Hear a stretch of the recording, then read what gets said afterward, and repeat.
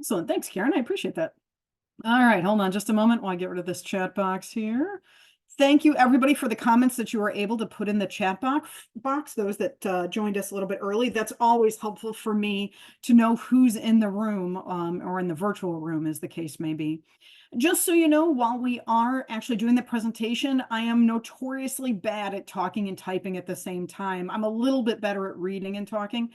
So I will keep an eye on the chat box, and I've got a couple times throughout the webinar where I will make a point of definitely reading comments, but it may take me a little while to catch up on chat box items. Just wanted to let you know that from the get-go. But with that being said, if you want to make sure you get a question asked, feel free to throw that in there and we will get to it as we go through. So again, 4 o'clock Central Time, we're going until 5:30 today. Hopefully you are here for this topic, supporting young English learners, social emotional development in culturally appropriate ways. Now, the email that you received with your confirmation information, and it had the Zoom link in it, also would have had a link either right below or right above that Zoom link that would have had the information or the link for the handout for today as well. So you don't necessarily have to have it handy. You definitely don't have to print it because actually it's a bunch of links that I created so that you could just click on them. But do know that that's where you're going to find that handout as I reference it throughout the session today. You can also see my email address is up on the screen right now. You can feel free to email me after today's session if there's something that you got a question about or, want to bounce an idea off me or something. So main objectives for this afternoon are 2. The first is to understand the pyramid model for supporting social emotional competence. Illinois is a pyramid model state, so there is a very good possibility that many of you have at least heard of the pyramid model before, or maybe have attended some amount of training on the pyramid model in the last couple of years. So we'll do just kind of a basic overview of that in a little bit. Certainly not going to try to rehash the multi-day pyramid model training in an hour and a half after school, but we will do a little bit of an overview for those that maybe aren't as familiar with it. From there, we're going to look at the characteristics of individualist and collectivist cultural orientations. Like what does that even mean? What are we talking about? And then actually apply that information, kind of information from both of those pieces, pyramid model and the 2 different orientations around culture, to look at a situation involving a couple of little girls. And then we will spend the rest of the session at that point, however much time we have left together, looking at some free online resources that are that you might find useful depending on the context that you're working in. Again, knowing that all of the links to the things that I'm sharing with you today are on your handy dandy handout, where you can literally just click on these and go to any of those resources at a later time. All right. So first, this would be just good for me to know. We're going to spend the next hour and a half talking about social emotional competence, which is all about feelings. It'd be good for me to know, how are you feeling at this point in the school year? So you should have a poll that just popped up on your screen asking the very same question. Could you click one?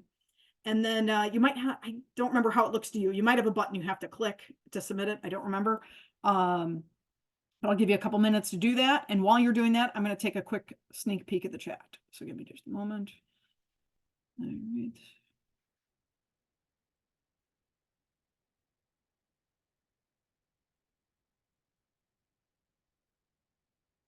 All right, awesome. So last chance to record your thoughts. Oh, I'm sorry, Sarah, that it's not letting you choose on the poll. The version I look at is different than what you've got, so I'm not sure how to troubleshoot that. But what I can, if you want, you can type your thoughts in the chat box. That'd be fine. So at this point, we've got 45% of the room tonight, which is 42 people. Actually, 30 of you have responded thus far. About half of the people responding say that right now you're feeling like you're treading water at this point in the school year.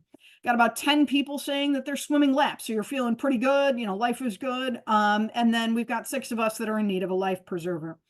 Yes, and we certainly understand that, right? At the end of February, where we've all had years like that. So great for me to be aware of that. My thoughts on this at the moment are, don't bite off more than you can chew. We can only share what we've got, right? We have to fill our own cup before we can share with our kids. So acknowledge how you feel. And know that these resources, if it gets to be too much that I'm sharing with you tonight, again, they're on the handout. You can go back and take a look at them at a later date. So actually, if you want to see, I think this might let you see the results. You can see how that shook out. And I think we're going to do one or two other polls as we go through the day today. Cool. All right. Let me get rid of that little box. Sorry, Zoom has decided to change the way they do these things. So there you go. I think I got rid of it now. Cool. All right. Here we go. All right. First things first. Let's deal with some of the alphabet soup that we've got going in this field. I know many of you have mentioned in the comments that you have an ESL endorsement or a bilingual endorsement. So that means here in Illinois, if you're in Illinois, because I know we've got at least one person from out of state today. That means you're working on those 6 extra graduate level courses or 18 semester hours that lead to an ESL or bilingual endorsement here in the state of Illinois, or maybe you're doing the credential through INCRA. So the point being, you've taken some coursework in this field. Many of you have not. So let's clarify this terminology, shall we? You've probably heard at the very least DLL, which is dual language learner, the first acronym up at the top of the screen. Then you'll see ELL, that stands for English language learner. There is, by the way, no quiz on this later. This is just to help straighten this information out. EL is English learner, and then there's the term multilingual children, which has become more in vogue in the last few years. All right, what's the deal with this stuff? DLL, dual language learner. This is a term that is used at the national level. So federal government likes to use this. Head Start, National Association of the Education of Young Children, uses DLL. This is a child who is in the process of growing up, exposed to 2 or more languages. One of those languages might be English, then again, one of them might not be. But the point is there's at least 2 languages that this child is exposed to. English language learner is so DLL is the biggest term. English language learner is a subset of that. So English language learners are kids exposed to 2 languages, but when assessed on their English language proficiency, they're not quite yet at a proficient level in English. So in Illinois, for a long time, this was the official term that was used in school code. Somewhere in the last 10-ish years, they decided to drop an L. So now we were just left with English learner, if you prefer the train in downtown Chicago. But anyway, same thing, just somebody decided to drop an L. This EL or English learner is the official term that's used in rules and regs now here in the state of Illinois. All right, we are also what's called a WIDA state. And WIDA is a consortium of, 30-something, maybe 40-something different states and entities that use some of the same standards and assessments for English learners. And so WIDA coined the term, or they didn't really coin it, but they started popularizing the term multilingual children a few years ago, because so many of our kids actually are exposed to more than just 2 languages. They really, truly are multilingual. I tend to use the term multilingual more than these other ones, but I may use them interchangeably. And for the purposes of tonight, we're just going to use these terms interchangeably. Okay. But do know they are slightly different in meaning. None of them are offensive in any way, shape, or form. They just have gone in and out of vogue, depending on who you're talking to. All right. So that's that piece. Now, what in the world do we mean by social emotional competence? I put that in the title, right? Well, social emotional competence is a child's ability to do the things that you're seeing up here on the screen. So in the blue box on the left, it says experience, regulate, and express emotions. So it's a child's ability to do that. Also a child's ability to form close and secure interpersonal relationships. Also to explore his or her environment and learn. All of that coming together in the circle on the bottom in the context of family, community, and culture. So what we're going to do today is kind of go in and out of those bigger buckets on the top, and also talk about family, community, and culture as well. Our kids don't live in isolation, right? So with all of that, we're going to do something called a waterfall chat. If you've been on my other webinars, you've done this before. Here's how this works. In just a moment, I'm going to ask you to type in the chat box an answer to this question, but don't hit enter yet. Instead, in a little bit, I'm going to count down, and then I'm going to ask you to all hit enter together, and we'll have this waterfall of cascading answers in the chat box. So if you would think about this question, think about 1 or 2 key social emotional skills that are needed for kindergarten. Start typing that in the box, but don't hit enter yet, because I need to check the 6 messages that are in there that I haven't read yet. So you type, just don't hit enter quite yet.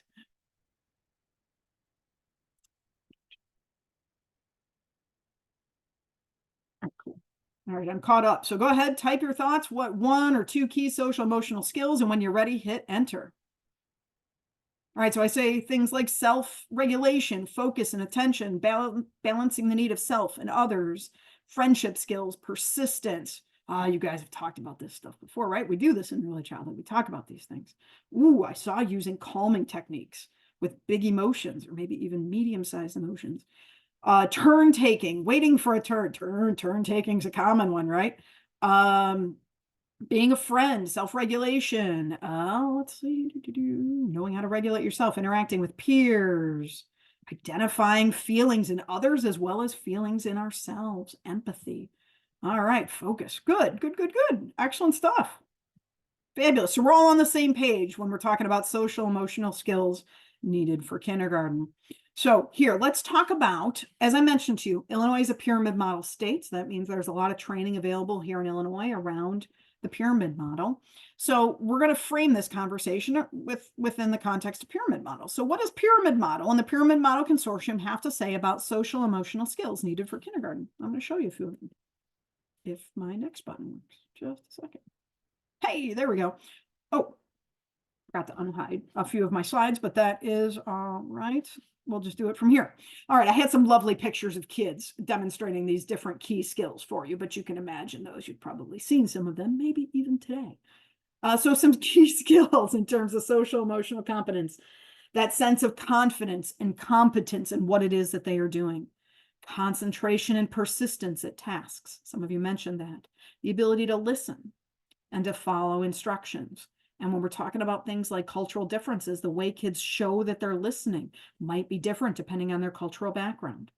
Identifying and effectively communicating their emotions. Yes, also different cultural expectations around that.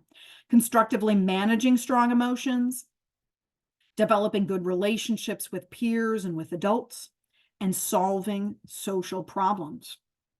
Excellent. All right. I see a couple more just popped in the chat box about friendships and the ability to be independent. Excellent. All right.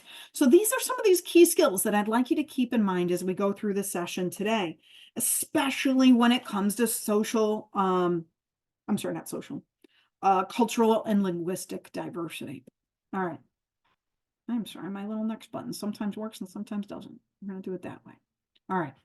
So what happens when children have these skills? The pyramid model tells us, and frankly, practical experience tells us, that there's a lot of positive outcomes that come from having these social emotional skills. There's less risk of withdrawal. There's a greater possibility of good, solid peer relationships, more likely for children to have strong social emotional health and long-term academic success. So this should pose as no real shock to you. But what is it that happens when they don't have these skills or maybe aren't demonstrating them in a way that we might recognize? And we know that children who are coming from different cultural linguistic backgrounds may have stressors in their lives. Just the very fact that their home culture is different than their school culture and the home language may be different than the school language. So the way we communicate, cultural body language, all of that might be foreign and can be a stressor on a child throughout the day. So what happens when they don't have these skills? Oops. Yeah, that time it actually worked. So what then? The lack of this into childhood and into adulthood. We may have behavioral problems that may start in preschool and persist into the grade school years and into adolescence. There may be issues with peer rejection or lack of friendships or many friendships. What ends up being a lot of punitive interactions with teachers and educators and other adults in the child's lives. Family interactions can be stressful and unpleasant for all included, or everybody that's involved. So the price is high, right? I mean, these are skills that we need to make sure we teach kids, and we teach kids how to ultimately kind of exist in two different worlds that they're operating in. So here's the piece that we need to keep in mind. And this is one of the things I really like about the pyramid models. They emphasize a lot about what does challenging behavior mean? What are kids trying to communicate to us? At its core, a challenging behavior is a child saying, I need, somehow this challenging behavior is helping me to meet my needs in some way, shape, or form, whether it's a form of self-regulation, whether it's communicating in the only way that they know how to the adults in their lives that something is amiss. So they're basically telling us, maybe I need more communication skills or different communication skills in English. Maybe I need more social skills. And again, in some way, this is helping me meet my needs, even if it's not in the most constructive or socially appropriate way. So what do we need to do? Like anything else, right? Our kids don't know math, we teach them math. If they don't have the social skills or they don't have the cultural skills and the American cultural norms and systems, we need to teach them what it is that we're expecting. We can't assume. So teach them, teach us what to do.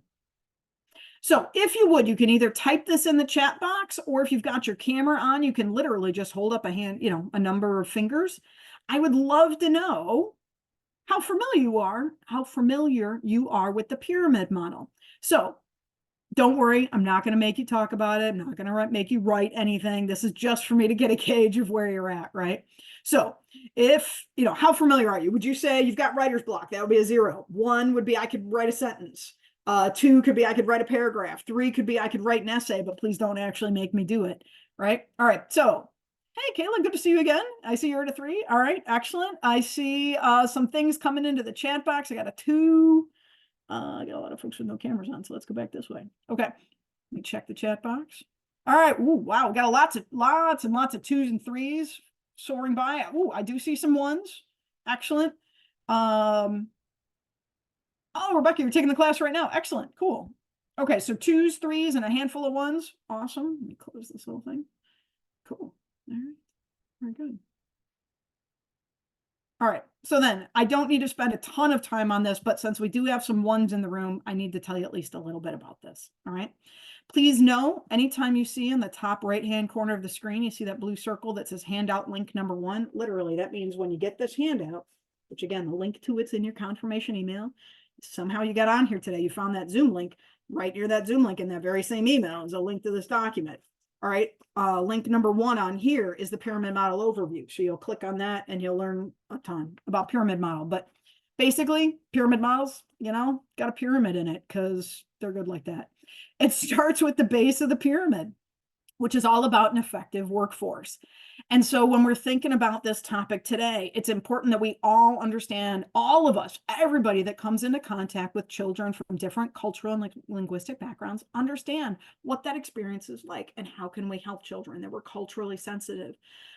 So that helps us have, if you move up a little, nurturing and responsive relationships with the kids in our care.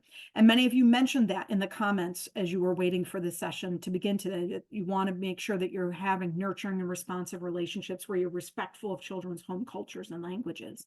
That leads to high quality supportive environments. You'll see that these blue, we'll call that blue.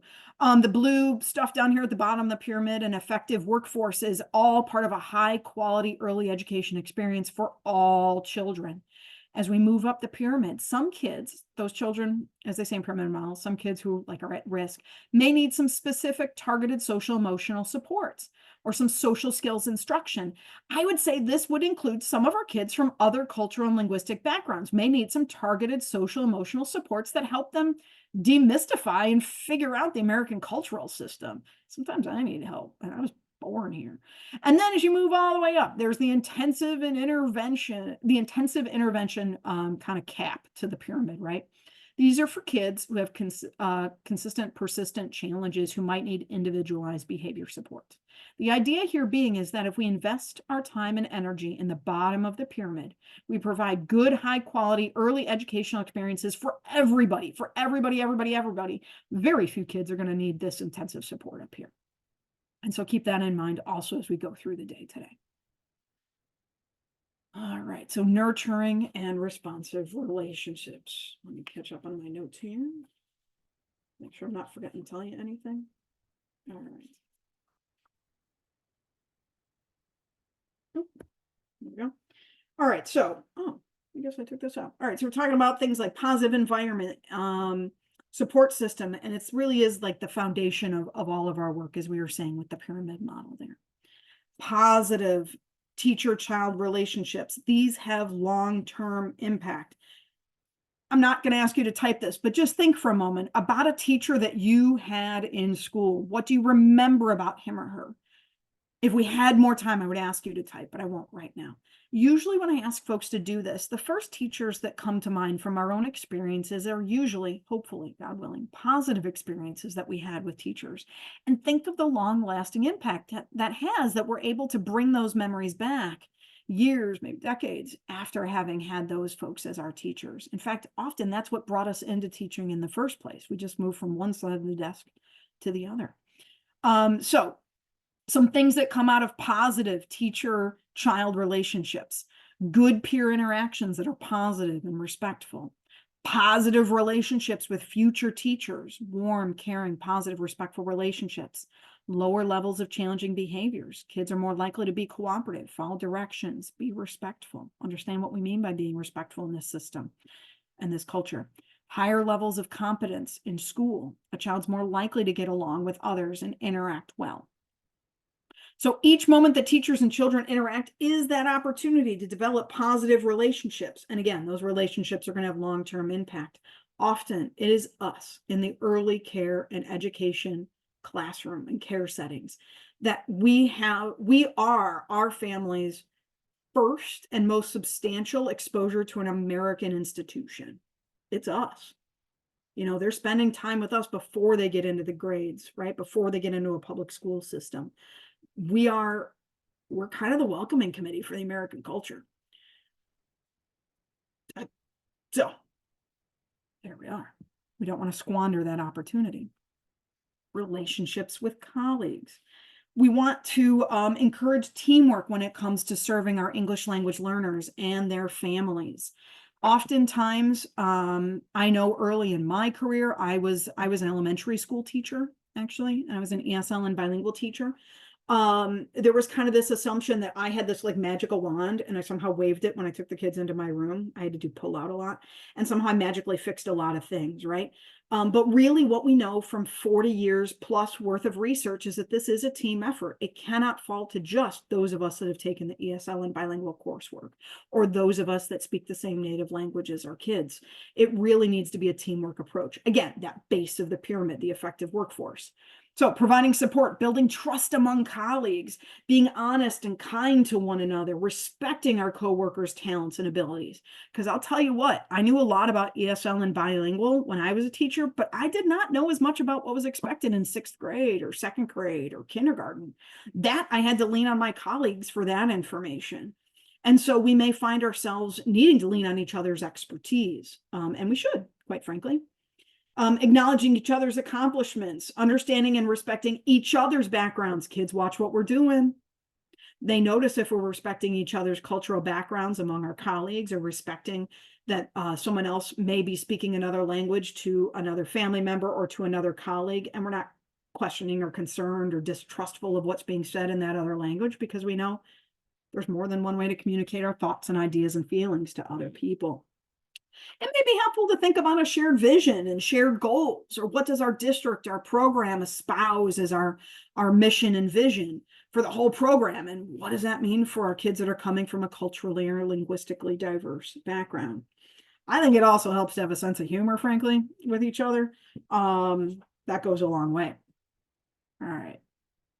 Quick check on the chat. Oh, nice. I see that somebody got to do a book study this year on stuff. So Kayla, if you get a chance to, and you remember the name of the book, throw that in the chat because I'd be curious to see what that's about. All right. Come on, button. There we go. Now it's working. Relationships with families. Research clearly indicates that meaningful engagement of families, and I know we got at least one home visit around here tonight, meaningful engagement of families in children's early learning experiences help support their school readiness and their later academic success. We want to encourage and validate all forms of family participation when it comes to decision-making around a child's education. Not everybody can come to school and volunteer for the Valentine's Day party. You know, not everybody is going to have the time or energy to sit down and cut out a bunch of little things at home. So what are other ways? I mean, and frankly, while that's helpful to us as teachers, that's not the kind of two-way communication or relationship building that I'm talking about here. We want an exchange of knowledge. We want to learn about each other. After all, it's our families that are our kids' first and foremost teachers, right? So we want to be reaching out to them and learning from them. And that may mean engaging the support of and the help of interpreters to do that, and us going out of our comfort zones to learn about the cultures that our families live in. Maybe that means going to stores where we're one of the only people of the same skin color or the same, same nationality. We may be the only one in that store that's not of that same cultural background, but gosh, that's a really important thing to do, to get to know, where do our kids shop? Where do they go to worship? Where do they go to find books? That kind of a thing. Immerse ourselves in their culture if we can, and in their neighborhoods, to really understand where they're coming from, like literally. Oh, whoa. And there's the button working really well. Hold on a sec. Back that up. There we go. All right. Positive parent-child relationships. This is a really good one. I know the expansion programs do a great job of working on this area.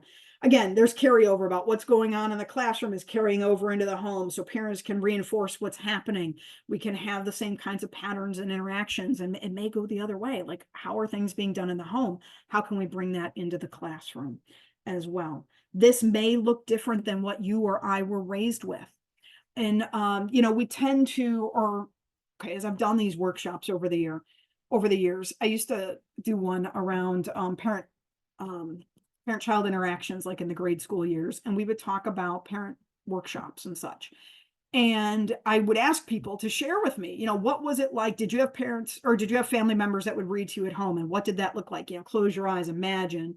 I can tell you in my upbringing, one, I didn't get read to a lot, but if I did, I was usually I was one of 6 kids, by the way, if you don't know me. I was heard a lot of chaos in my house. I was doing the reading to some of the younger ones, but there was a lot of, like this picture you see here, snuggled up on the couch, somebody reading a book to you, right? But it may look different in different homes. It may be that while mom is cooking or dad is cooking, they're reading a book, or one child, as I told you, an older child might be reading to a younger child. It may be that may not be something that happens in the home at all in terms of reading, for whatever the reason might be. Maybe they're not literate in one language or the other. Maybe they don't have access to the books that they're literate in. But storytelling often is, oral storytelling is often a tradition in many homes, and that's something that should be valued and encouraged. Parents should be speaking their strongest languages at home with their kids, no matter what that language is. Doesn't matter to me if that language is English, Spanish, Chichimeca, Lingala, whatever the language might be, they should be speaking their strongest language at home with their kids. We know from the early childhood field that kids that come from language-rich environments, no matter what those languages are kids coming from language-rich environments are going to do well and do better long-term. All right. Strengthening relationships, again, with families of English learners, and that we may need to do that in a slightly different way than what we've been doing with English-speaking families. Maybe that means meeting and reaching out at different times of day, or on different days of the week, or in different ways than we've ever done before, or in different languages. We want to make sure we're taking the time to think about how best to reach our families. All right. So how are we doing so far? You got any questions? If you do, throw them in the chat. I'm seeing that there are some things in the chat, so I'm going to check those out. Give me just a moment.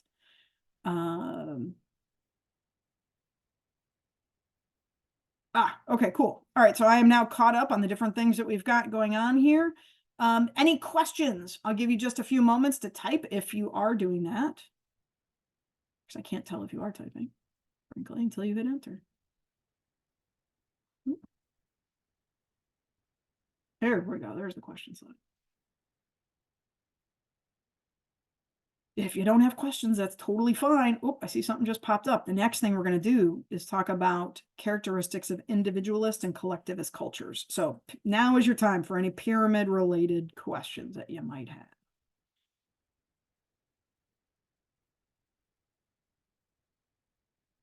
And if you haven't done so, make sure you're checking the box. Sometimes Karen needs to check in with you about the names that you've logged in with versus the names we have you registered under. We want to make sure you can get credit. So do make sure you're checking that. All right, cool. Excellent. All right, so objectives. We've talked briefly, in a very big way about the pyramid model for supporting social emotional competence. Now we're going to shift, because again, a lot of us have had training in that area. Let's talk a little bit more deeply around culture. I am not a big fan of talking about this culture does that or that culture does the other thing. You know, the day that I can get any culture down to 2 pages, I mean, you can't get American culture down to 2 pages double spaced, right? Or any number of pages for that matter. We can't do it for our kids' cultures either. This is one of those things where we're learning as we go.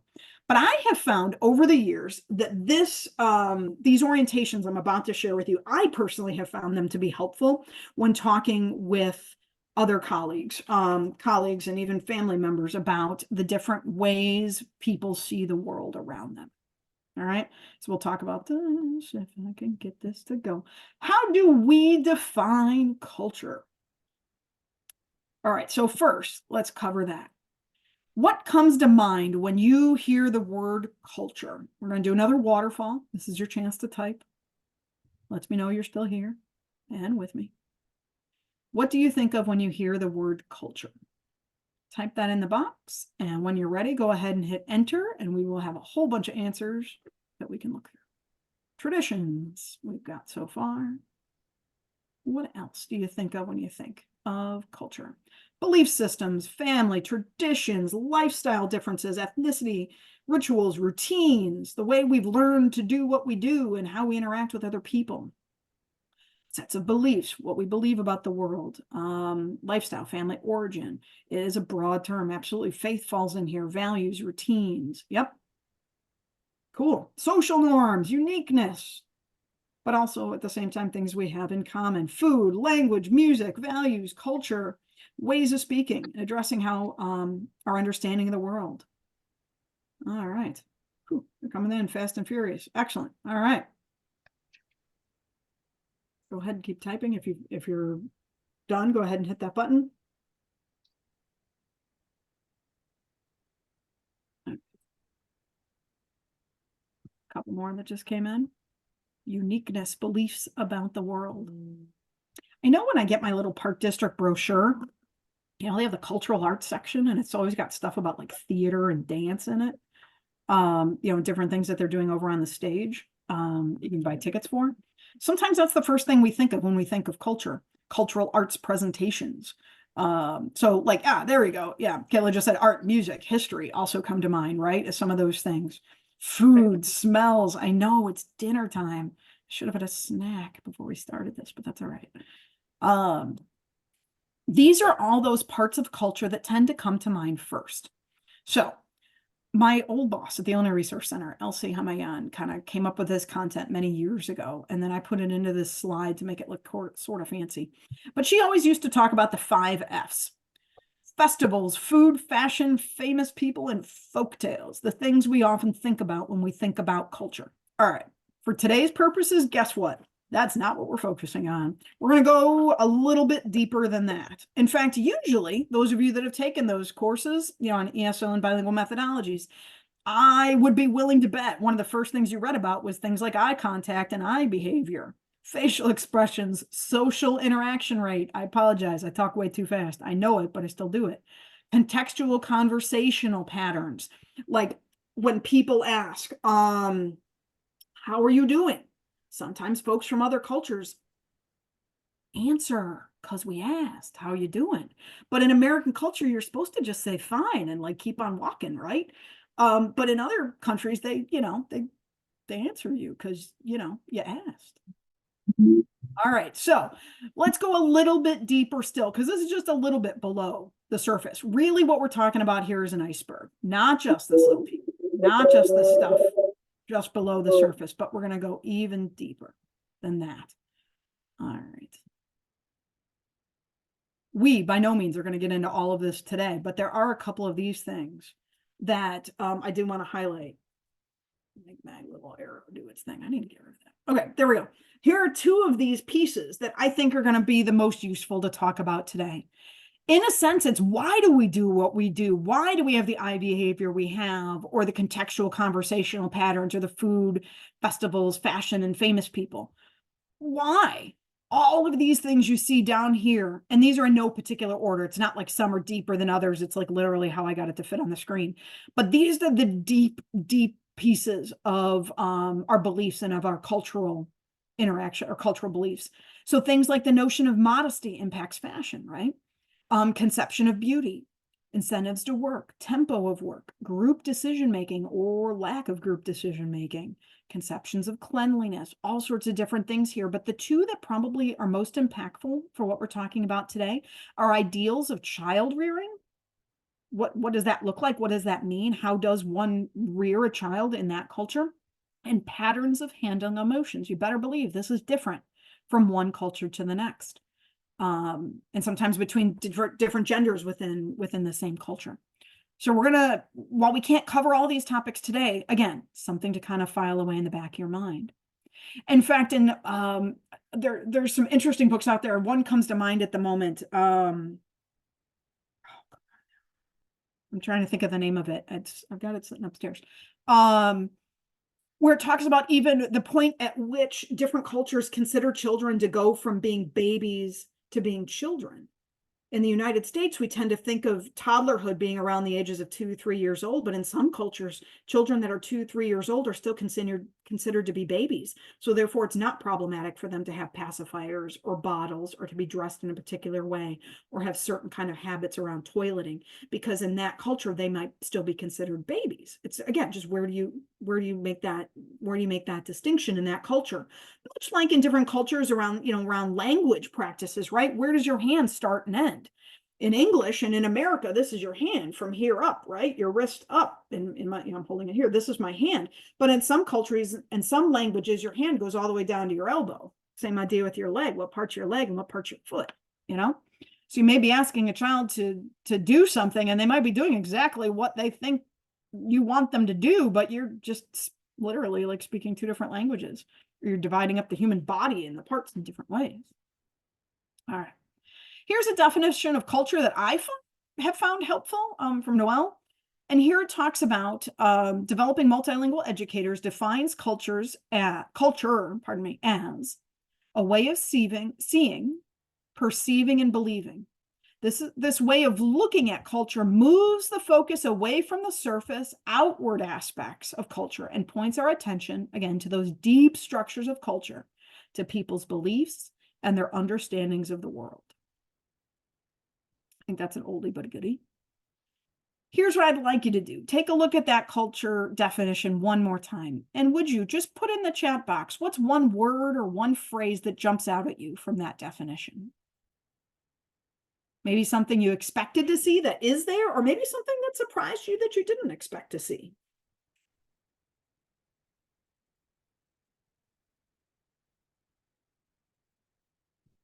You guys are fast typers. Perception, beliefs, away. Yep. Perceiving. That seems to be a very common one. Perceiving and perception are a very common one this evening. Understanding of the world and deep structures. Yep. Excellent. And a focus, moving our focus away from the surface. Oh, hi, Natalie. Excellent. Oh, one more popped in. Excellent. Yeah, perception definitely seems to be the winner. Not that this is a competition or anything, but that seems to be one that's jumping out at a lot of people. Cool. All right, let's do this one more time. Makes me feel like I'm not just talking to myself when we do these little waterfall chats. All right. Definition of cultural competence is having, this comes from NEA. It's having an awareness of one's own cultural identity and views about difference and the ability to learn and build on the varying cultural and community norms of students and their families. So this is an awareness of myself and my own cultural identity, which can be tricky. I'm a white middle-class woman that grew up about 45 minutes away from where I'm currently sitting. It's hard for me to know the water I've been swimming in my entire life, right? Whereas if you've moved or you've come, you come to this session tonight from a different cultural background than I might have been in, you might be more aware of that. So again, what jumps out at you from this particular definition of cultural competence? Sometimes people throw this word around or this phrase around, but they don't actually bother to define it. So what jumps out at you tonight?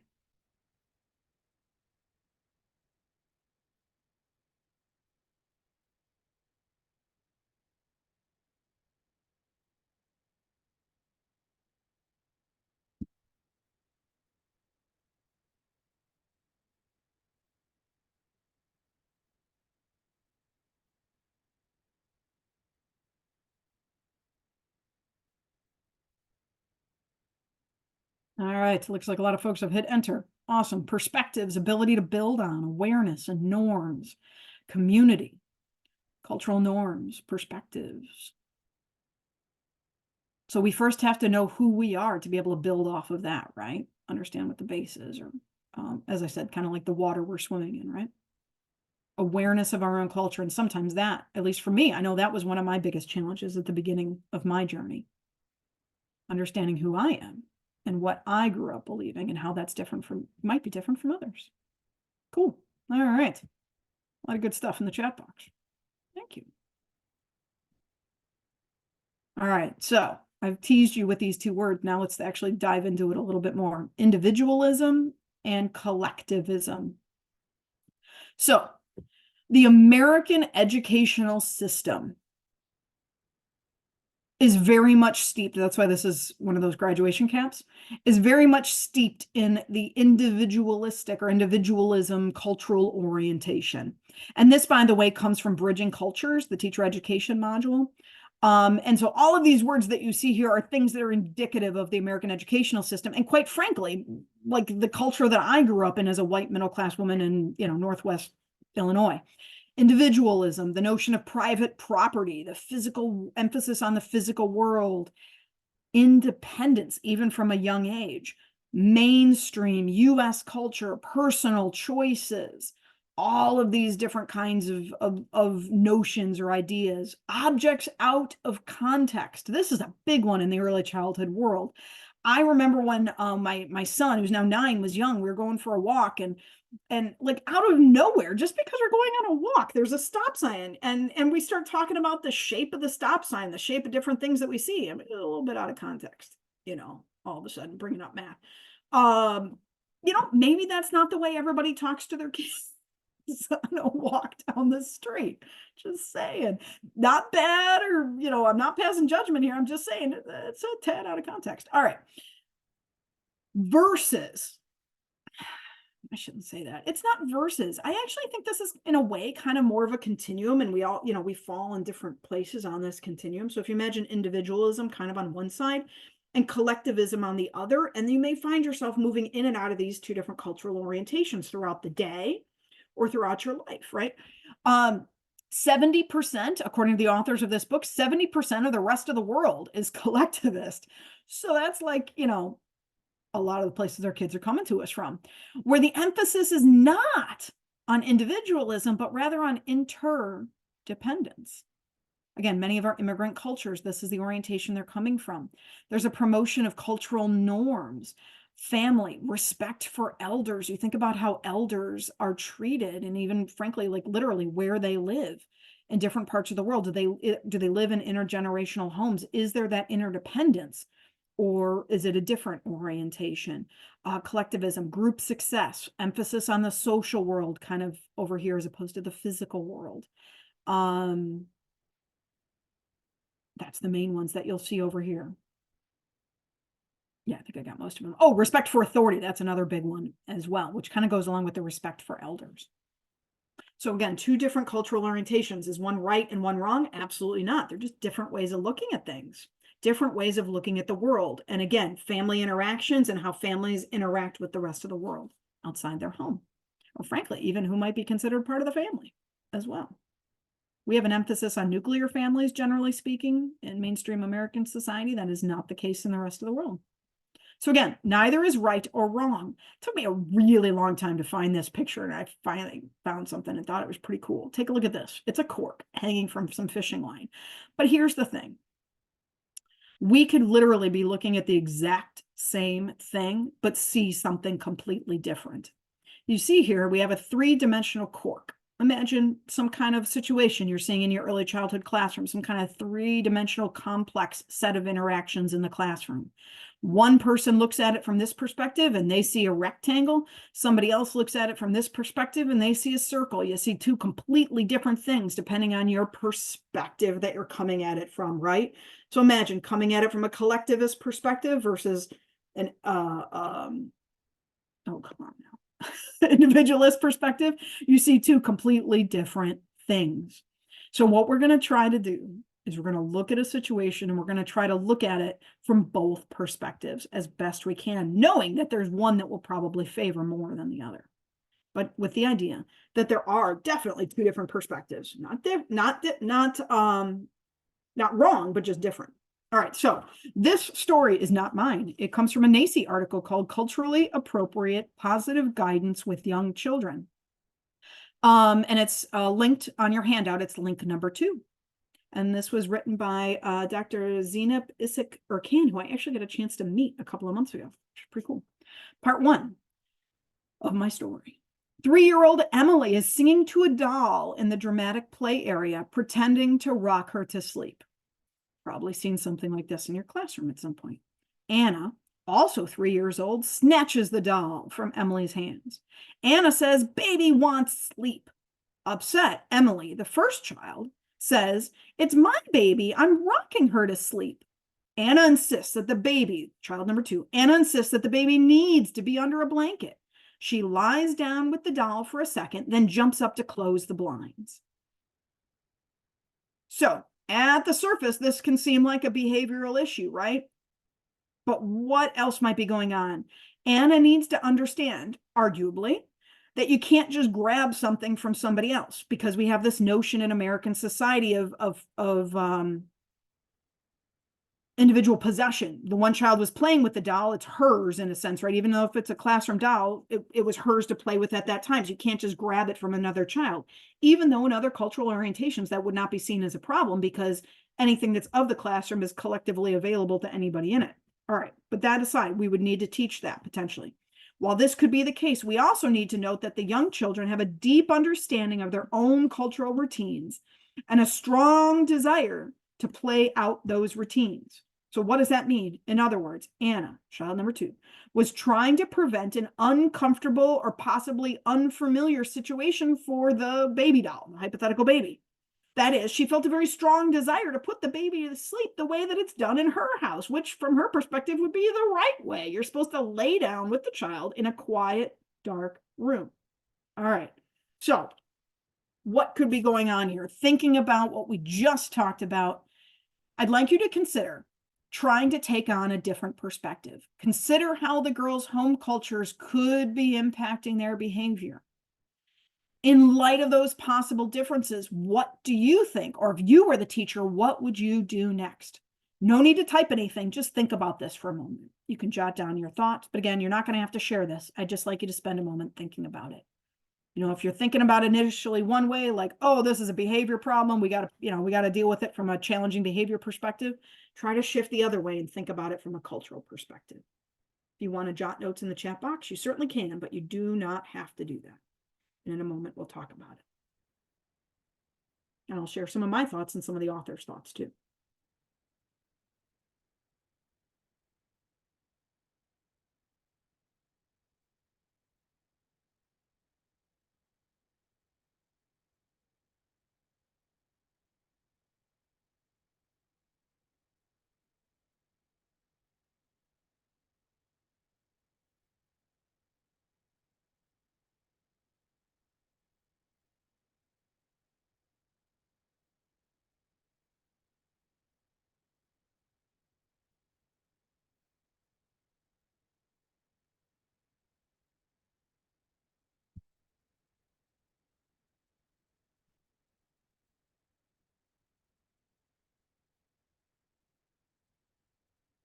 All right, so again, if you want to share anything in the chat box, you can certainly do that, but you don't have to. Okay, so state that people do things differently in different homes, and maybe have the children find a way to take turns showing each other. You can tell a lot about kids' home routines by observing the children at play. Absolutely.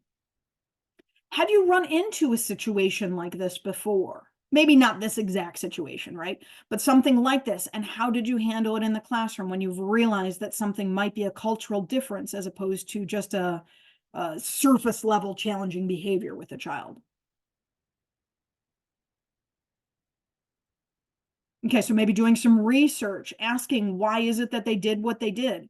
And that's going to require a child to have the meta awareness that well, I mean, they may be able to tell you, right? This is how we put babies to sleep. This is how my baby brother gets put to sleep at home, right? Um, but they also may not be able to necessarily articulate that. Again, we're talking about 3-year-olds in this particular situation. And yes, absolutely, children repeat what they see, right? We have a strong desire to enact or to play out the situations that we see at home. We wouldn't necessarily think of a different way of putting a baby to sleep if we've only ever seen it done one particular way, right?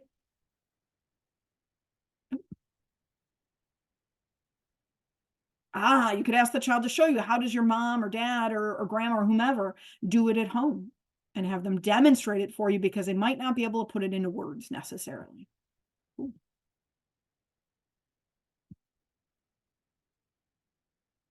Oh, interesting point. Natalia says that snack time is big in showing cultural aspects. What and how snack is packed. Um, yeah, absolutely. In fact, this was something we ran into at my son's preschool years ago, because he's in 3rd grade now. But it came up over the course of time. I don't remember how exactly it came up, but the nutshell was they served water.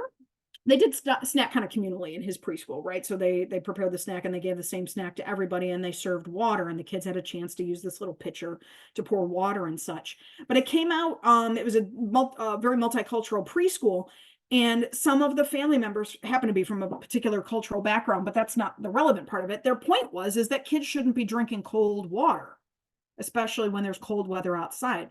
Their belief is that would put the child at a higher risk for getting sick in the cold winter months. So thankfully, one of the parents, explained that they had been telling the child not to drink the water. Somehow it came out, and it was a simple change for the preschool program to serve room temperature water rather than cold water to the children. And it went a long way to also building trust with the families as well, because, little tweak. But made a big difference. Similarly, same preschool, same program. There was an issue where the teachers were writing children's names in red, like in red ink. That is a giant no-no in some cultural situations, because if I remember correctly, when you do that, it means that person's dead. So anyway, somebody explained it, and you just stop using the red marker to write kids' names. That's a pretty easy fix, but you gotta know, and you have to have that trusting back and forth relationship with families to find out what it is that we, missed along the way. We can't be experts in all of it, but we can certainly be open to learning. All right, so what did the authors of this article have to say? What are my 2 cents on this? Certainly, we can address Anna grabbing the doll from Emily without permission, which, again, for a collectivist child would be something they might need instruction on. And wouldn't that be helpful for them to know that you need to ask to borrow a toy from another child in a class? You can't just grab it. That would be a new skill for her to learn, because she might be coming from a perspective that nobody owns toys, so to speak. Everything is shared. Extend the learning by exposing all children in the class to different ways that kids and families go to sleep all over the world. In fact, I found some pretty cool books. Some of them were mentioned by the author, and then I found some too. Like Where Children Sleep by James Mollison is a powerful book that shows photographs of children and their bedrooms from around the world. It also shows some of their toys. And yeah, very eye-opening. In that regard, one image comes to mind of a girl. I can't remember where exactly she lived, but it wasn't here. But she had a very opulent bedroom, like like lots of lace and pink, and then just tons and tons and tons and tons of toys all laid out all over her floor, juxtaposed with a child who had like 2 toys, and shared a room with a couple of siblings. Okay, Why Cowboys Sleep with Their Boots On by Laura Knowlton might be an interesting and kind of funny book, thinking about senses of humor. The Napping House, we probably all have that in our classroom, right? Or most likely by Audrey Wood, Different Ways of Sleeping, right? And it's kind of a funny book. Aiding children in comparing their cultural practices with those in the books. That might be a good entry point, talking about what do you do at home and comparing that to a book rather than maybe another child might be a little bit of an easier task, right? Looking at photos, looking at a story, reading The Napping House together, and then talking about how is that similar or different from what you do in your home. Adding photos from the internet showing how weather, house size, or house type for that matter, and different parenting practices might affect how children go to sleep in different parts of the world, like co-sleeping, for example, hammocks, that kind of thing.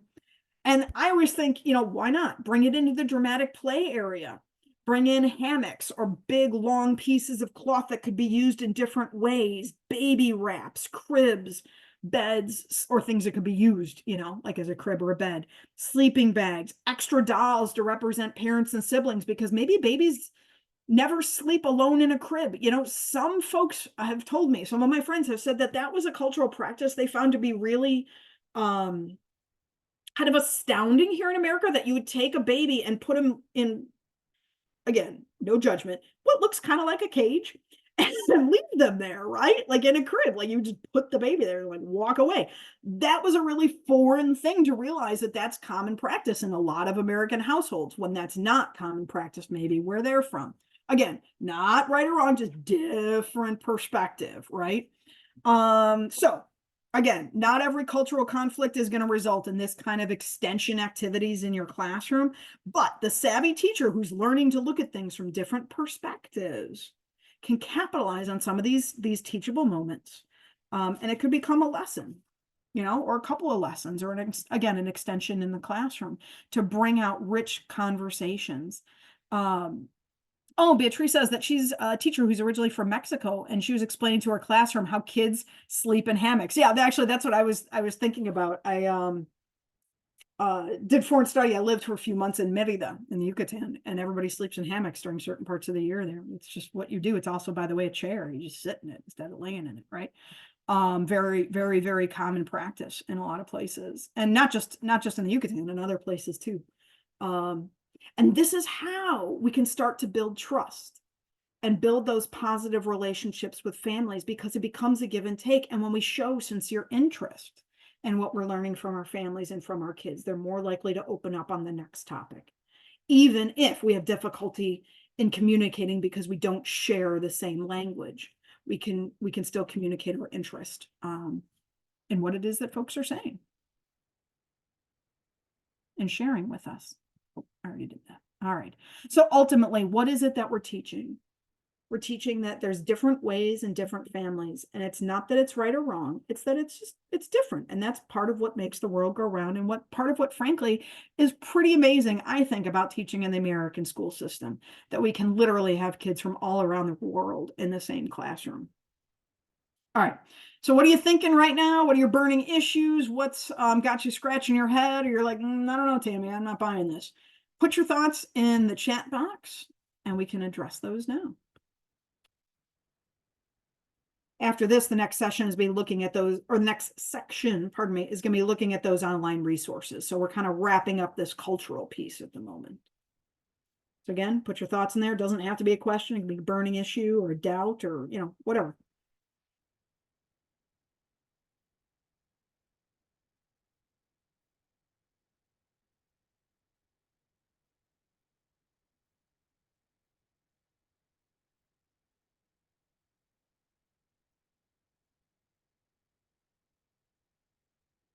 All right, so if you did type something in the chat, make sure you hit enter, because I can't tell that you're typing until you hit the enter button, and it shows up on my screen.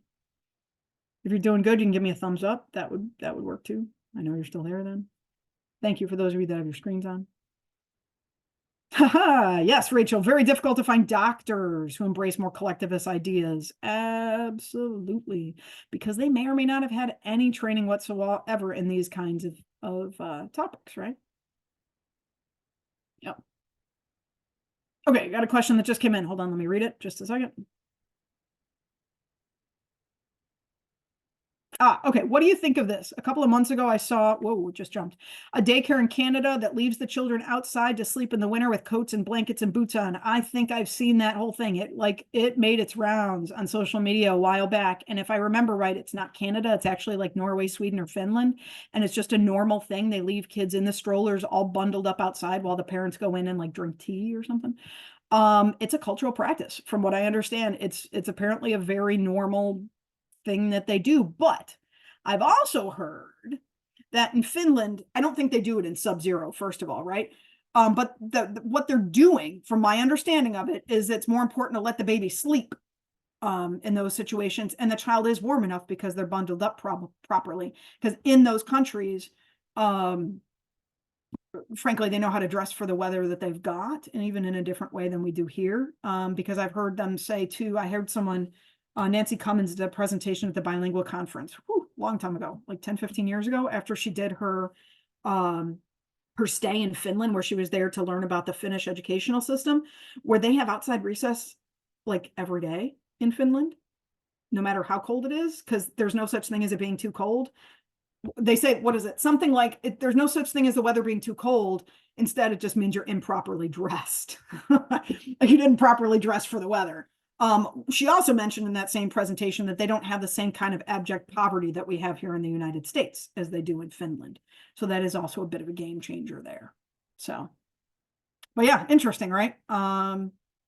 Literature is the way to go in building the cultural conversation in the classroom. I think literature is a gateway to a lot of conversations, right? Wonderful and engaging. Yep, absolutely. And bilingual books can be really cool too. And sometimes you can't find bilingual books in all the languages in your classroom, but some white labels slapped on a page and having somebody translate it for you, voila, you now have a bilingual book. I also did another session last month with some free resources where you can find bilingual books online. If that's something that you need, let me know and I can send you those links as well. All right, sorry, my little screen jumped, so I have to go back here and find where we were at.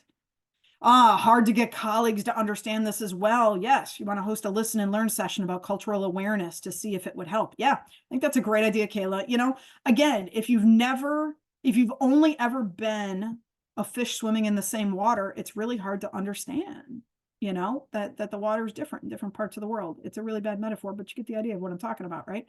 Yeah, and it can be eye-opening, whether it's a session that's entirely in another language or with different cultural expectations.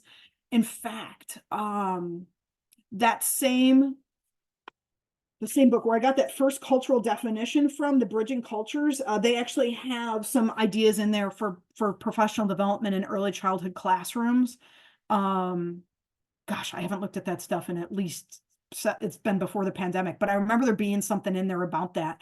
And I believe that's still available to check out through Interlibrary Loan here in Illinois, where you can go to your public library and check it out. It may come from our library at the center, but you could take a look at that book. If you shoot me an email after this, I will find the full title for you. Because it's escaping me at the moment, the full title of that book. All right. Any thoughts on encouraging teachers to be more inclusive of holiday celebrations, representative of families' cultures in the program? Yeah. I think a lot of this is very dependent on the program that you're working in. We may have folks on here who are in faith-based organizations, so they're able to do some of those cultural celebrations, and in other places that might not be a possibility. But I think it's definitely worth having the conversations and finding out what folks are comfortable with. Some families, may not even be a religious thing, but they just frankly are not comfortable with Halloween and the whole idea of knocking on doors to get like candy from strangers. That's something that is not a cultural norm all over the place. So I think it's definitely worth having the conversations. In general, don't assume, talk about it, bring the conversation up. All right, hold on here. Tammy, Tammy, can I make a comment? Please do. I was the one that had put that one into the chat box, and it's interesting because sometimes I find that teachers at times, and I certainly can relate, are apprehensive to have some of those hard conversations. Not that they have to be hard, but I think sometimes for people, they feel uncomfortable. And so that's just, we've really tried to open the door. And we've come a long way from, teachers, splashing Easter eggs up on the doors, looking at really what's best practice in terms of displays. Right. But beyond that, yeah. How are we really being inclusive of the families that we serve? So that's just a comment I had, and was just curious, if anyone wants to put in the chat what they have found. And we're in multiple settings across multiple sites, so it's a little bit harder. But I do think conversation is key. Well, and also maybe not everybody knows, but in Rock Island, you're home to World Refugee, just like Wheaton is. So you get a lot of newly arrived immigrants as well from different parts of the world, or at least you used to. I don't know if you still do. Correct. No, good memory, Tammy. It's been a while since I've been out there, but I remember. Oh, I just liked this one here. Patty said, try to learn the pronunciation of children's names. Oh my goodness. Yes, we need to pronounce our kids' names the way their parents or their caregivers pronounce them, right? Even if it's hard, we need to figure out how to pronounce it. Don't give your kids American names, please. That'll happen probably eventually anyway, but talking about confidence and social emotional skills and a sense of identity and who I am, it doesn't get any more core than my name. And there are some really great books out there about that. That's Not My Name is a book that just came out in the last year or two that literally is about a little girl learning how to find her voice and stand up and say, that's not how my name is pronounced. It's pronounced this way. But it's written from the perspective of, I don't know, she might be in preschool or kindergarten, but man, it's a very well done book called That's Not My Name.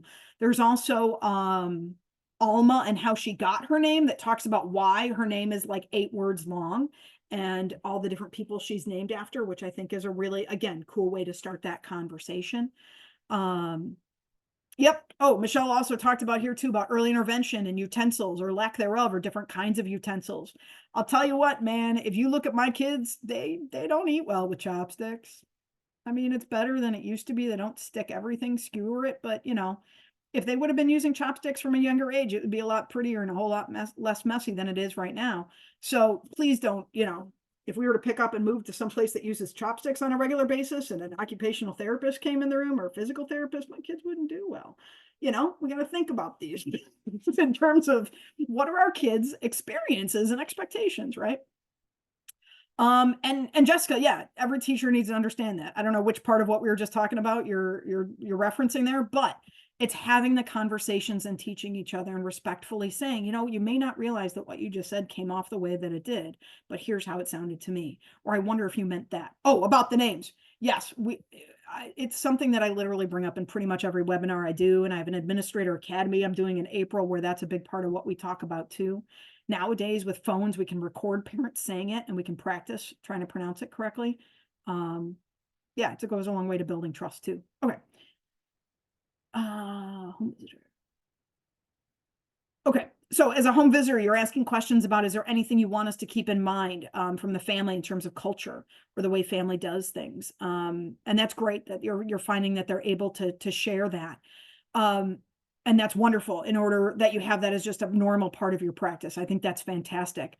I would just say for those that are new to that, or if you are in communities where you're getting a lot of brand new arrivals to the country, they may not yet know what's different about what they do at home versus what's happening in the school. So it would be hard to articulate those differences until they confront them, quite frankly.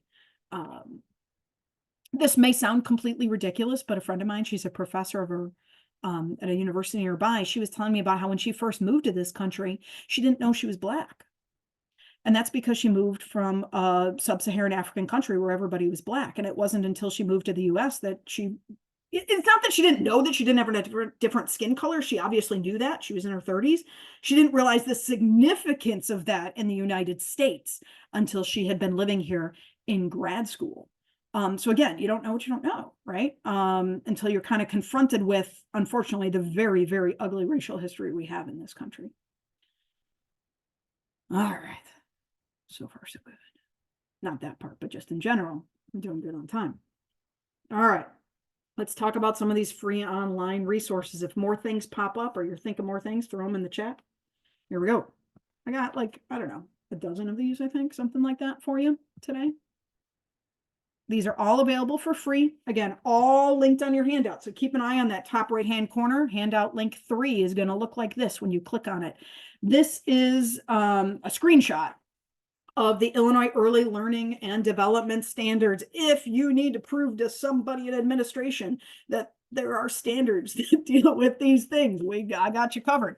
All right, goal number 30, specifically 30A, talks about identifying and managing one's own emotions and behaviors. And you can see, I'm not going to read it all to you, but there's benchmarks around it, and then the different performance descriptors. Also, goals 28 and 29, so right before these are the 2 goals that deal with English language development and home language development. So those are also 2 that you might find useful. Link number 4. And here's what I would ask you to do as you go through. If there's numbers, if if there's particular handouts you want to make sure you go back and take a deeper look at, and you don't yet have this handout, handy, grab a piece of scrap paper and write down the numbers of the handouts that you want to take a look at so that you remember when you download the sheet what you want to click on. Handout link number 4 is making connections. This is a document that we, it's essentially a resource just for Illinois educators that takes a look at both the Illinois Early Learning and Development Standards as well as the WIDA Early Years resources to help you plan instruction for young, multilingual, or if you prefer, dual language learners. Oh, Beatrice, where can you find the handout? Okay, the confirmation email that you got today where the Zoom link was, where you clicked on the Zoom link, either right above or right below that Zoom link is the link to the handout. It literally says handout, like in all caps. Click on that and boom, you'll get it. All right. How long, excuse me, do you know how long we'll be able to access that link for? Ooh, that would be a question for Karen, but you can download it and then you'd have it. So my Zoom chat thing isn't working now because I was trying to download it and it was making me do Dropbox or something. So I've got to work on that. But that's why I'm sorry I interrupted and didn't put something in the chat because I was trying to download it and I was having trouble with that. So No, thank you for letting make me sure know. that when I get to work tomorrow, I can at least print it off so I have it. Yep, absolutely. And what I might do in a little bit is try to link it in the chat box if I can and see if that helps. But Karen just put the exact time that those emails went out so that you know where to look for them. It's right below the word that says Zoom link in it. Oh no, I found the link, but is there a time that we can't get them anymore? Like those handouts are no longer. Probably eventually, but we don't pull them down like right away or anything Okay, like that. great. Yeah. Thank you so much. Absolutely. Well, they will stay there. We don't remove them. Oh, So if you look for them 9 months from now, they'll still be there. oh, But great. if you have trouble with Dropbox, I can send them to you separately. Thank you, Karen. Appreciate it. Because yes, like I said, it's locked me out of my Zoom typing now. So thank you. Tech is great when it works and then it's not. So I totally understand. Thank you for letting us know that that was happening too. All right, so this is making connections. This is like a 30-page document. You can download it digitally and then print any pages that you might want to print from it. But that's a resource for you. All right, this handout or this resource is available in 2 languages, obviously, as you can see here, in English and Spanish. And so this is 8 practical tips for parents of young children who are experiencing challenging behaviors at school, or at least what's being perceived as challenging behaviors in the school system. This was originally put out, I think this was originally put out by, if I remember right, the Pyramid Model, but back when they had a different name, the Technical Assistance Center. Yeah. So when they were called TAXI, is when they first put this one out. And if they were affiliated with the University of South Florida. But I think it's still a decent handout and something that you might find useful. I will say with any of these handouts, regardless of what language you're sending them home in, to just stick it in a kid's folder and it be just one more piece of paper that goes home, it's probably not going to be as effective as if you were to send this home almost as a take home thing, or as like a souvenir, if you will, from a parent session or from an at-home visit as kind of a supplement to a conversation that has been had with the families, right? That I think you'll find it'll be a much more useful resource for them if you're able to do that. Feeling faces. These are cool. A couple of years ago, they redid these during the pandemic with actual children's photos. So I think they look really nice. These are again available in English and Spanish, and there are images of actual children expressing the different emotions. And then of course you got them in English and Spanish. It even comes with some ideas of how to use them in the classroom. So that's kind of cool. Also a Pyramid Model resource. And these are all free. You just click on the link and it should download right away. There we go. Anybody familiar with Tucker Turtle?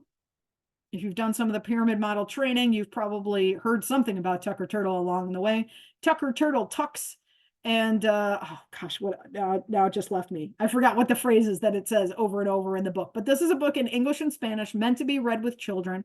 Essentially, it's about self-regulation skills where you take a moment to stop, tuck like a turtle does, kind of take your moment to refocus, recenter, and get yourself regulated again. So it's a cute little book. A lot of folks use it in conjunction with a little turtle, what am I doing? Hand puppet, as well. So that's available for you. Anybody use Tucker Turtle and do you like it? You can unmute and tell us. Oh, actually, there's some stuff. I actually am super excited because I'm doing my first Tucker Turtle tomorrow. I've been No way. planning and yeah, very excited. And I did order my puppet from Amazon. It wasn't too terribly expensive, but I have a bunch of different activities and plans to do along with Tucker. Yes. Well, and they have it in English and Spanish, so that's kind of cool. Yeah, and you So- know what? I actually before I left today, they also have a really fantastic I'm a social worker, so I try to do homeschool connection as much as I can, and it also has a great way of a story to go home, so Tucker can be used at home as well and reinforced that way, and then also a very simple visual to go along with it. I think this whole thing was very well done, so I'm really excited tomorrow to use that with my students. Awesome. And we just got a message from Rachel in the chat box that Surrey the spider is Tucker's friend. I didn't know that. And is Surrey the spider like comparable, or does she or he teach other She lessons? kind of goes through the same situation that Tucker does and has the same situations and has to go through those solution cards and how they can do that. And it same thing, gives the same resources to parents at home.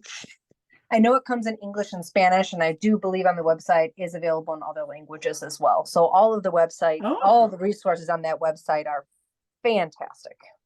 Awesome. And is that somebody just put Surrey seeks a solution? Hope you got the S sound down. Okay, cool. I will go looking for that and I will link that for next year. Awesome. Oh, where can you get Tucker the Turtle? Lillian, when you get the handout, go to links 7A and 7B. Literally, you'll click on them and voila, you'll have these two right there. You have But it in it's also just Arabic. really Oh, simple, cool. challenging behavior, and they have a million amazing resources on that website, all free. Yeah, all the stuff on challengingbehavior.org, which is pyramid model, is free. That's awesome. Cool. And I'm so glad to know they've got it in Arabic too. That's cool. All right. I'm assuming that's Surrey the spider you have in Arabic, or is it Tucker Turtle? May. Sorry if I'm saying it wrong.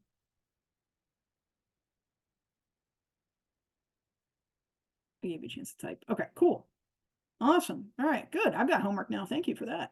Here are some of those steps. These might be some of the same ones you were talking about. I don't know, but I wanted to make sure you get a chance to see them. Again, in English and Spanish, problem solving steps. 1, 2, 3, 4. Comes off the solution kit. Again, challengingbehavior.org. These are handout links 8A and 8B because one of them is English. I think it's A is English and B is Spanish for the problem solving steps. All right. If you don't yet know about the Illinois Early Learning Project, when I can get this to click, you'll be able to see it. There we go. Illinois Early Learning Project is so cool. They have so many tip sheets up on their website. They did reorganize it, so it looks, some of them look a little bit different than what you see here. This is a screenshot of what the COVID resources looked like last year. But you'll see up here in the corner, all the different languages that their tip sheets are available in. Now, sometimes not every single tip sheet is available in all of these languages, but many of them are. And these are all free, completely free. I would recommend, what we used to do in my school district is anything that we would send home in another language, we would put it on, on one side in English. This is in, oh, this one's in Dari.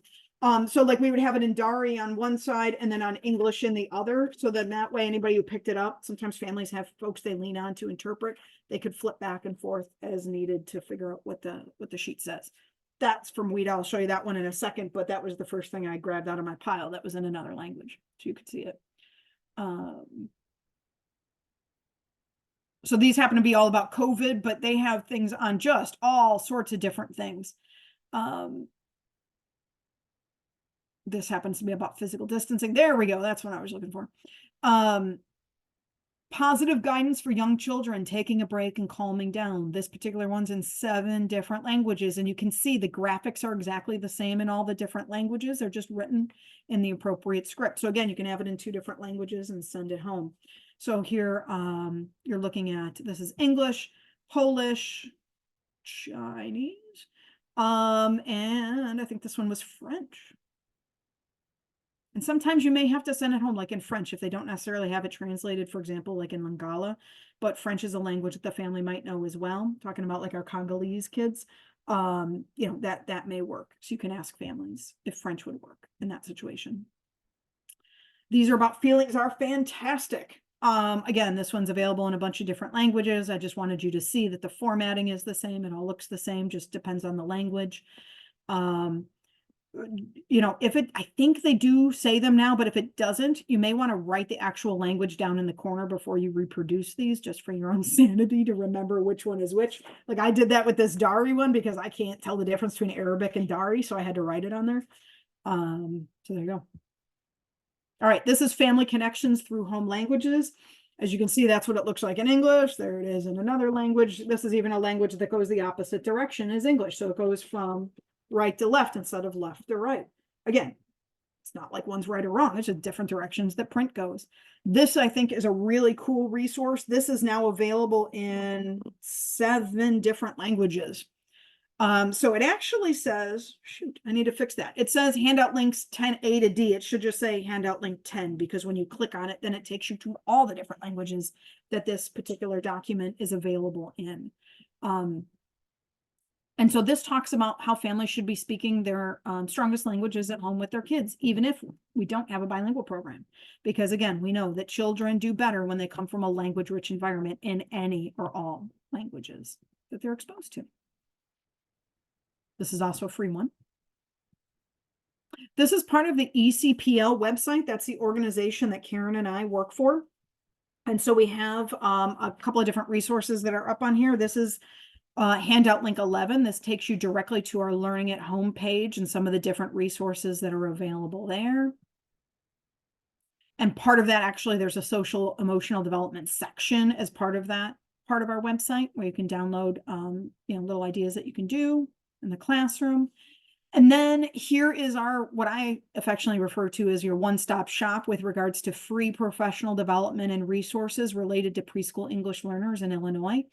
I curate the resources that are listed on this particular page. And the link is link 12 on your handout. So some of you may have actually found today's webinar as a result of going to this particular webpage. We have a couple more webinars happening this school year, about 1 a month. And I think I mentioned to you too that I've got an admin academy coming up in April that's free. So if you're an administrator looking for your admin academy this year, there's about 30 spots left and they will go quickly because it is free. So Kayla, I think you had your hand up for a second. Just to say that I found this PD through there. On the page. Awesome. Yeah. Excellent. It That's was what like it's there saying, for. me, I did. Awesome. So that's where we try to keep everything. So it's a handy resource to you. Sometimes folks ask me in these webinars, or they'll put in the comments after the fact, like, I wish we had more videos to watch to see what some of this stuff looks like in the classroom. Go to this webpage, scroll all the way down. Well, most of the way down. And there's some information, there's some repositories of links of preschool classrooms, videos in preschool classrooms with English learners. And so it tells you exactly what to look for when you click on those links. Some really good videos that are there. Some of those videos were actually done here in Illinois, like in U46, or some good ones there. Also at the very bottom of the page, I think is where its home ultimately was, is a whole section on credentialing. So how to get your ESL bilingual endorsement if you have a professional educator license, or how to get the Gateways credential for ESL and bilingual. And in some cases, there are some scholarship opportunities posted there as well. So definitely, again, check that out. Go to this webpage and just take a look, you know, take a few minutes and take a look at all the stuff we've got posted there for you. Scroll all the way down for all the good stuff. Alrighty. All right. Again, on this webpage, I guess I should have just clicked on this before. These are the different sections. So you have live webinars and on-demand courses with all the links to register.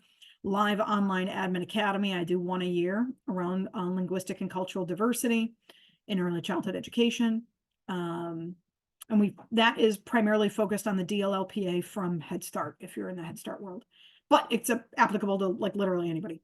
Credentialing and scholarship information, as I mentioned, and then there's also free downloadable resources on there too. And the NACE articles. NACE's got good stuff. Culturally responsive strategies to support young children with challenging behavior. I pulled a story from this earlier today. The one about Emily and Anna came from this, I think it was this article. Yeah, it was this one. And so this is a really great read. There's a link directly to it for you. Handout number 13. We'll get you to that. And there's a couple more things. These are a little bit older resources from the pyramid model, but you know, old doesn't necessarily mean that they're bad. I think they're still good. How to use positive language to improve your child's behavior. My biggest issue with these is they're super text dense. So beware of that when you send something like this home. It may be very off-putting to families, but maybe it's a resource to you in terms of how to share little nuggets of information with families over the course of the year, rather than sending home, you know, this whole thing at once. Different ways to use it. This is another one about helping children understand how to label emotions. Oh, thank you, Rachel. Yeah, and these are also in a bunch of different languages too, I think, or some of them are. All right. Identifying and expressing emotions. I think this was a good read. And I think there's one last one. This is handout link 16. Nope, I think that's it. All right. So we've got just like 2 more minutes left before I hand this back to Karen. If you have not done so already, go to our website, sign up for our emails. You will find at eclearningil.org, there's a place to sign up for our emails. Follow us on Facebook if that's your thing. Instagram, I don't know if we're on that thing that used to be called Twitter or not anymore, but if we are, you'll find us there. And come back for more. We've always got more training going on, so we'd be happy to see you come back again. And with that, I'm going to check the chat box one more time. Oh, we're not on X. All right, thanks, Karen. I wasn't sure if we did go back or not. Karen, can I hand it back to you for the end of stuff? End of webinar